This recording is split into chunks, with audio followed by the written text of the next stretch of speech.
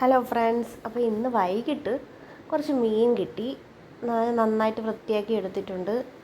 എന്നിട്ട് തേങ്ങയും കുറച്ച് പുളിയും 2-3 ചെറിയ ഉള്ളിയും ചേർത്ത് ഞാൻ അരച്ചെടുത്ത് അത് ഞാൻ നന്നായിട്ടൊന്ന് ഇതിലേക്ക് ഇട്ട് വെള്ളവും കൂടെ ഒഴിച്ച് കൊടുത്തിട്ടുണ്ട്. പിന്നെ ഉപ്പും കൂടെ ഇട്ട് കൊടുത്ത് തിളയ്ക്കാറായി വന്നപ്പോൾ ഞാൻ കഴുകി വൃത്തിയാക്കി വെച്ചിരിക്കും. നല്ല ഫ്രഷ് മീനാണിത്. കൊഴിയാളയും ഒരു വലിയ മീനും കിട്ടി. അപ്പോൾ അതും കൂടെ ഇതിലേക്കൊന്ന് ഇട്ട് കൊടുക്കുകയായിരുന്നു. പിന്നെ അത് പൊരിക്കാനും കൂടെ എടുത്ത് വെച്ച്. പിന്നെ വലിയ മുരിങ്ങക്ക കിട്ടി.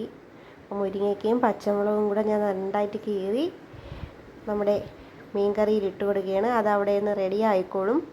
നമ്മുടെ മീനും അവിടെ നിന്ന് വറുക്കാൻ വെച്ചിട്ടുണ്ട്. അപ്പോൾ നമ്മുടെ മീൻ കറി നന്നായിട്ട് തിളച്ച് വരികയാണ്.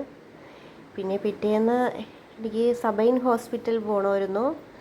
6 months സ്കാനിങ് ഉണ്ടായിരുന്നു. അപ്പോൾ ഹോസ്പിറ്റലിലൊക്കെ കാണിച്ചിട്ട് കുറേ നേരം വെയിറ്റ് ചെയ്യേണ്ടി വന്നു.